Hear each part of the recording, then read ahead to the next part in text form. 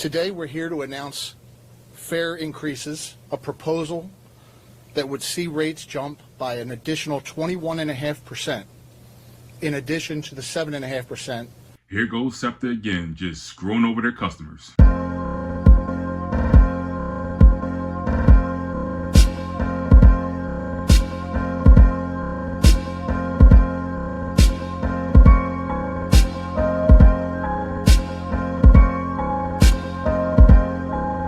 I'd like to introduce Septa Chief Operating Officer Scott Sauer. Thanks, Andrew. Thanks, everyone, for joining us this morning. Unfortunately, we have news to share that's going to be very difficult for Septa's customers and stakeholders to hear. The state legislative session ends this week, and we're still without a funding solution for public transportation. For the last 2 years, we've warned and discussed with everyone the fact that we would be facing major fare increases and severe service cuts without a new funding solution for the everyday operations of the public transportation system. Today, we stand with our feet on the edge of the fiscal cliff.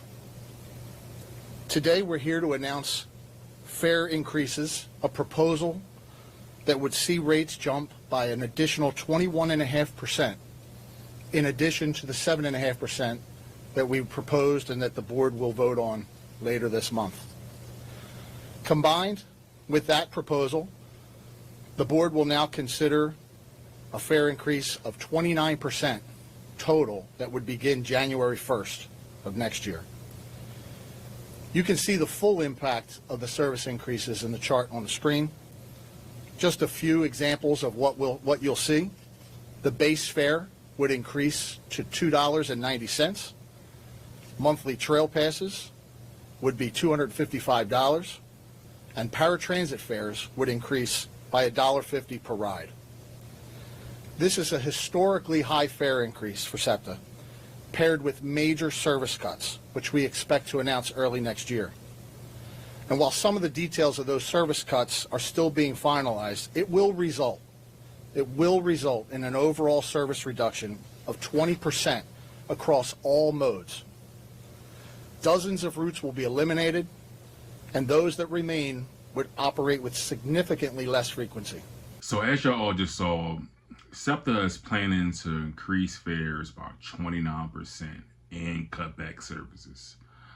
I don't know about y'all, but that is going to be devastating for a lot of people. Right now in the city, I know a lot of people are struggling. They're struggling to pay their rents. They're struggling to pay their mortgages. And they rely on Septa to get back and forth to work. So I don't understand why are they increasing the fares that much. If you look, Septa just got all this grant money and they're applying it to new electrical buses. I think it was about $80 million in grant money they got for electrical buses, which I think is a sham because it doesn't make any sense. Because when you install electrical buses, all you're doing is putting more stress on the grid. So when those electrical buses do come into play, they're going to still use fossil fuels to charge the buses. So it's all a big scam. And then now you're using that to justify the fare increases. Also, Septa got $1.2 billion of federal money for improvements. So where all this money going? I don't understand this.